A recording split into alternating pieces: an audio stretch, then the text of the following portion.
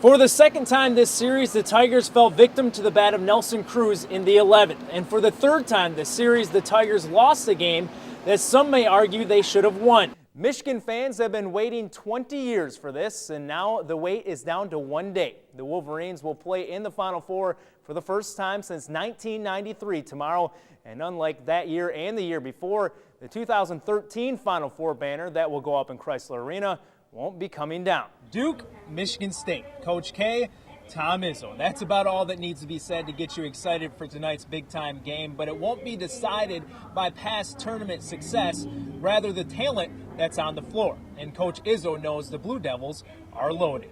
The Tigers have been living up to expectations behind their dominating lineup. The Tigers lead the majors in batting average at 300 plus, with 6 guys hitting over 300, 2 over 400, and leading them all is Prince Fielder. As for the atmosphere inside the locker room after the game, it was unlike any other, including a dance party that featured music stars Kid Rock, Rev Run, and Bob Seger. When Mike Ilitch and Dave Dombrowski put the pieces in place for the Tigers lineup, this is pretty much probably what they envisioned. The Tigers' impressive lineup has lived up to expectations thus far. They may not have been picked to get here when the season began, but with one more win in the inaugural Big Ten championship game, Michigan State will have secured a second straight Big Ten championship and a berth in the Rose Bowl. No guarantees that General Manager Joe Dumars, Coach Lawrence Frank, or any players outside of Andre Drummond and Greg Monroe return next season, each looking to win a regional championship and move on to the national tournament in South Carolina. For most of the game, Michigan State seemed destined for a second straight Big Ten championship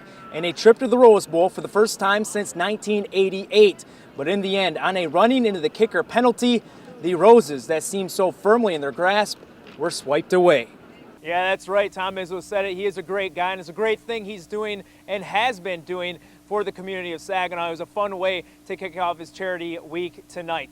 But for now, live from the Horizon Center, Evan Beach, WNEM TV5. Great story, Evan. Thanks so much for sharing. Golden State's on the clock with a 36 pick. Some people think he might go there, so it might be happening coming up. But right now, I'm standing by with his college teammate, Anthony IANNI. And Anthony, this has got to be an exciting night for you as well. It really is. I mean, when Day asked me to come out here, I was really honored, and to have the privilege to come out and support Day. And it's a once-in-a-lifetime deal that we all get to be a part of, and I'm really thankful to be here tonight. I know most prognosticators thought he would go late first round or early second. Are you surprised a little bit that he's fallen a little bit, especially some of these guys you played against? Probably you went thinking. Well, here he comes right now. Here, Jim, why don't you pan over? Here he comes right now. Apparently, he's received that phone call. He's going to the Golden State Warriors with the 36th pick. Definitely an exciting time right here. As you can see, the big smile on his face. He gets a round of applause from all his friends and family, getting some hugs. Definitely an exciting time here for Draymond. Of course, we're going to get to talk to him here in a little bit, but for now, live from the Dow Event Center at Draymond Green's draft party, Evan Beach, Fox 66. Embrace the change, embrace the challenge, and embrace creating a championship culture. That's the motto of the Central Michigan women's basketball team. And while they're doing that in the game of basketball, they're helping another young girl do the same in the game of life. That little kid is going through changes and challenges every day, and that's what we do. And so you have to roll with the punches, if you will. No punch could have felt greater than when Kurt and Andrea Johns were told that their 5-year-old daughter, Katie, had been diagnosed with brain cancer. They actually got the phone call while we were driving, so that made it extremely hard to get that type of news. I mean, how do you react when your kid's right behind you? Katie was diagnosed with pilocytic astrocytoma last July, and since there's been an outpouring of community support. People reaching out to us to help us, and to have a community around like that is just amazing.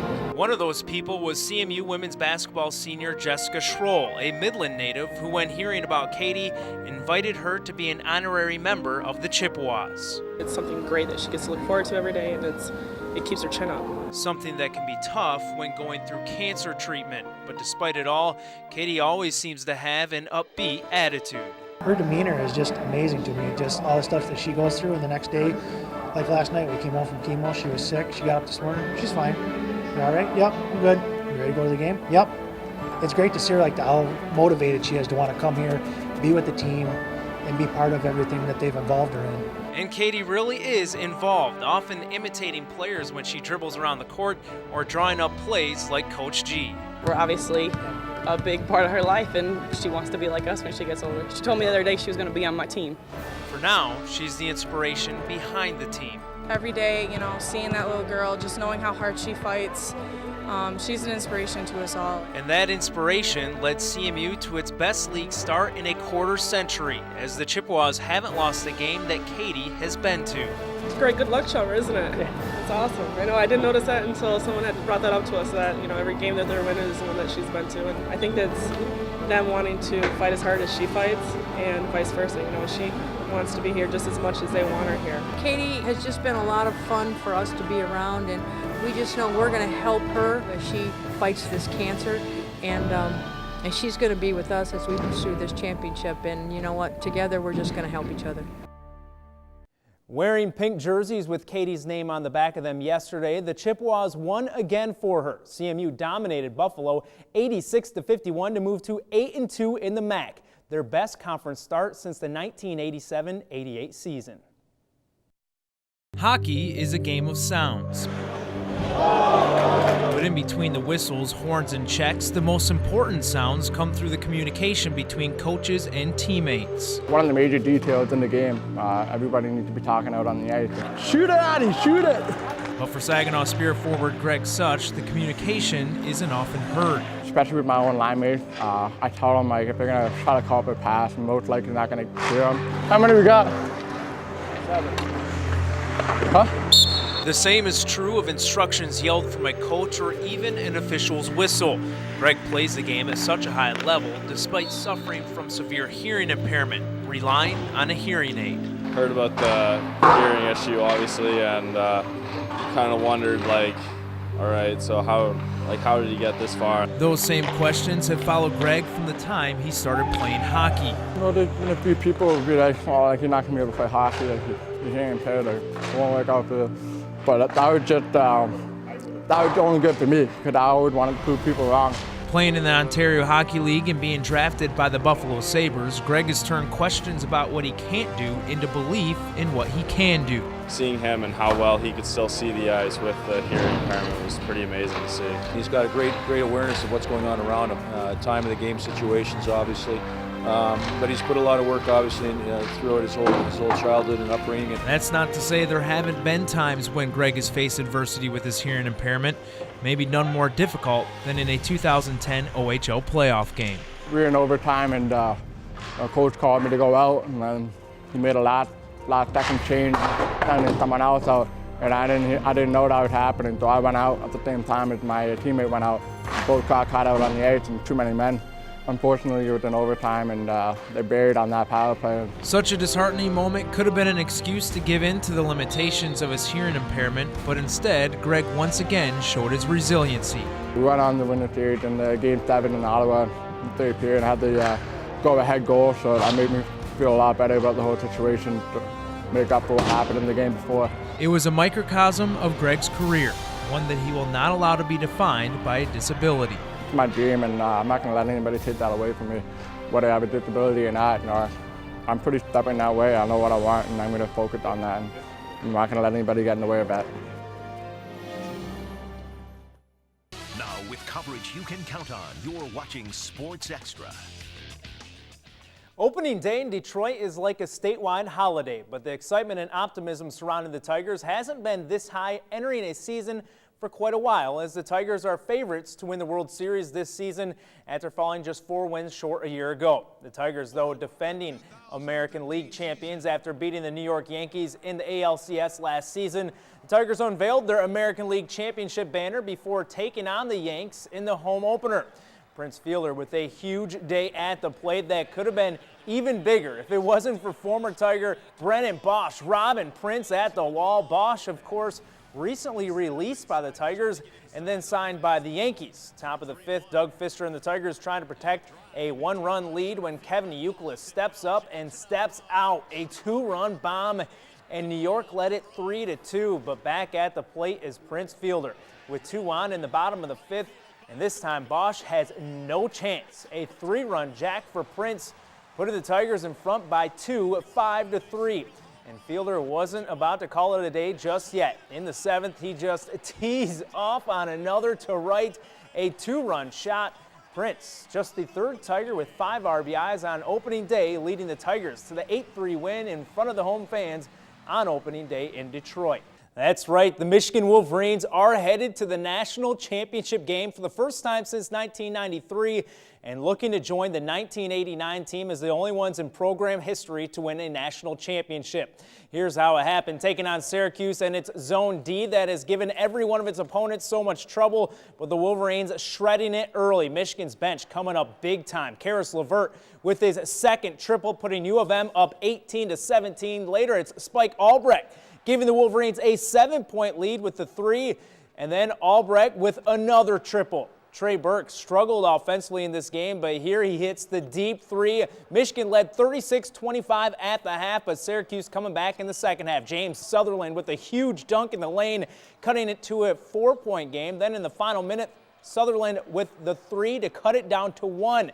The Wolverines struggled at the free throw line late, but after getting the stop on defense, Jordan Morgan gets free for the dunk and the final points of the game. The Wolverines will play for its first title since 1989, moving on to the national championship game with a 61-56 win. Declared for the 2013 NBA draft and forego my last 2 seasons here at the University of Michigan. And with that, the Trey Burke chapter at Michigan has officially closed. But what a chapter it was as Burke made history in the maize and blue. Today's announcement came as no surprise, as it was widely expected that Burke would forego his remaining 2 years of eligibility for the NBA. In a lot of ways, he really had nothing left to prove. In 2 years, Burke turned himself into one of the best players in Michigan history while leading one of the best teams in Michigan history, leading the Wolverines to a Big Ten title last year and the national title game this year. In the process, Burke became the top player in all of college basketball, a unanimous Player of the Year selection. He averaged 18.6 points and 6.7 assists while setting the all-time single-season assist mark at U of M. Burke is easily considered a lottery pick in the upcoming draft, but even so, his decision did not come as easily as some might have thought. It was definitely a tough decision. After making it all the way to the national championship and, coming this close to winning the national championship, it's a tough decision to, forego your last 2 seasons at a great university in Michigan and, to not be able to play with the guys anymore, to not be able to be coached by the coaching staff. It was tough, but I just feel like it was the best decision for me. He probably thought about it from time to time. When a coach had him going to study hall or had him going, up in the morning running or doing something. But at the same time, his focus in practice and game is how can I help Michigan now? And it was the right formula to help his career in the long run. While Trey's made his decision public, the decisions of 3 more are still being waited on. Coach Beeline said Glenn Robinson III, Tim Hardaway Jr., and Mitch McGarry are all still seeking advice from the NBA Draft Advisory Board, and all have yet to make a decision on their future. All 3 are considered possible first-round selections and have until April 28th to declare or return to school. As is typically the case, the 2013 Masters was filled with storylines, from the 14-year-old from China, Tian Lanwan, becoming the youngest player ever to make the cut at Augusta, to the Tiger Woods penalty controversy. But as usually is the case, the dramatic ending stole the show. Jason Day held the lead in the final round, but back-to-back bogeys on 16 and 17 dropped him 1 stroke back of co-leaders Adam Scott and Angel Cabrera, who are tied for the lead heading into the 18th. On the 18, though, check out the putt by Scott. That for birdie, and as you could imagine, he thought the green jacket as well. But Cabrera also on 18 with the beautiful approach shot to within feet of the cup, putting him back in the game. He knocks it in for birdie as well, and we head to a playoff at Augusta. And once again, the 2 were neck and neck. Cabrera's approach shot sticks within birdie distance, but Scott then follows and puts his just inside Cabrera's. Cabrera then looking for the birdie putt, but he just misses it. That leaves it open for Scott, and Scott is clutch. He drops it in. Adam Scott wins the Masters in a playoff over Angel Cabrera, becoming the first Australian to ever win at the Masters. His passion for the game is why Bay City Western's Matt Costello is one of the best high school basketball players in the nation. As you could expect, his twin brother John shares the same kind of passion, just in a very different area. Typical twins, I don't really know if there's ever a typical twin because every set is different. Although they're twin brothers, Matt and John Costello are individually unique in more than just appearance alone. Like two old men. Yeah, exactly. They bicker back and forth. They never let each other have a spare moment if they step out of line. That competitive streak often drives one to try and outshine the other. We both are extremely competitive, but we do it in two different ways. John just wants to do things well, right? And Matt wants to do things well and win, right? Yeah. They always chose to do different things and to enjoy different things. Matt's passion is for basketball. At 6'10", he is one of the top high school players in the nation, averaging nearly 25 points, 20 rebounds, 4 blocks, and 4 assists for Bay City Western, and is a favorite to win Michigan's Mr. Basketball Award. John's passion is in music. By the time he was an 8th grader, he was playing college freshman and sophomore music. He just puts himself into it and is a great musician. The grandchildren of 40-year Corunna band director Lyle Brooks, music wasn't really an option for the Costello kids growing up. Did I even ask you if they could start? Yeah. I did? You asked, but it wasn't a choice. Okay. While Matt eventually gave up music to focus on basketball, John, an all-state lineman in football, made the difficult decision to put down the pigskin and pursue his dream as a musician. He called me up 2 weeks before football got started and said, I need shoes and I need gloves. And so I got him all prepared. Everything was sitting on his bed. We got a phone call the Friday before and said, what do you think? Can I not go to football? And I'm like, no, your shoes are on your bed. I've already taken care of it. When he chose music, it kind of hurt me because I saw the opportunity that he could have had playing sports. He made a grown-up decision to pursue something he was passionate about that he will have in his life forever. I don't think he would have played basketball if Matt wasn't there. No, he wouldn't have. He had other things to do, to go get ready for college, but he has said multiple times, I played basketball to play with Matt. And just in the last 2 months, Matt said, you know what, I think I'll join band again, and I can be in band to be with John. So the two bickering old men do end up like being with each other.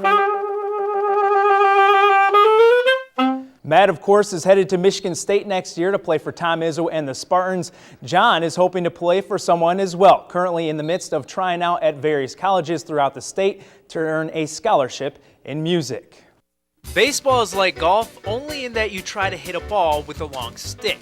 But as some Loons players found out, it's a game that is much more difficult than it seems. One of our guys out here in the fairway snapped somebody's club, so. Me. Never in my life played golf, so it's my first time. Was it your club that he broke? Yeah. No hard feelings on that? No, heck no, anybody can do that. One other similarity between baseball and golf is it's a game where you must have confidence, something many of the Loons, especially the pitchers, did not lack. I will say I'm probably one of the best. Probably one of the best. Best on the team, or? Yeah, best talkers. Best on. Yeah, I can talk a mad game. I am the golfer of the Loons. All right. The golfer of the Loons. Zach Lee thinks he's got something on me. Pete seems to think that he's the best golfer on the team. What do you think about that? Pete Buckovich? Yeah. We'll have to play for it. I haven't seen him play a whole lot of time on the range a little bit, but I don't know. If I'm playing a lot, I definitely think I can make a run for it. I'll take his 5.2 signing bonus. Take it and win it. Steal it all from him. Pete Buckovich is probably the best. I played with him a couple times. He pretty much kills me every time. He said he's the best. Yeah, I'm sure he did. I'm sure he did. I'll pair up with anybody else, take on 2 other Loons. Guarantee you I'll take their money. You've been seeing him play. How is he? He's not too bad for a baseball player. But according to some Loons players, it isn't how you play, it's how you look. You look good, you golf decent. Yeah, you're golfing just fine. Well, I guess somebody needs to tell Red Patterson that theory. What kind of gloves are those? Those are Rollins baseball gloves, you know, Gold Glove Award. You know, it's whatever.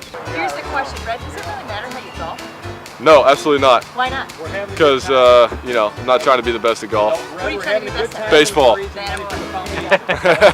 With the Loons at Apple Mountain, I'm Evan Beach for Sports Extra.